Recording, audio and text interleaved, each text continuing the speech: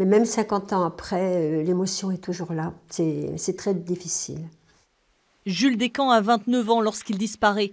Cet officier mécanicien, père de 2 enfants, laisse une famille désemparée, mais une famille qui n'aura de cesse de vouloir retrouver le sous-marin. Une demande peut-être bientôt exaucée. Là, nous allons pouvoir nous dire, bon, ben, il repose là. Voilà. C'est la localisation que nous avons demandé, pas le reste, pas le pourquoi ni le comment. Ça ne changera rien, le pourquoi et le comment. La localisation, c'est important pour pouvoir faire un deuil, leur rendre hommage une dernière fois. Le 27 janvier 1968, ce jour-là, la Minerve est en mission d'entraînement en Méditerranée. Elle disparaîtra brutalement. Les multiples missions de recherche n'aboutiront jamais.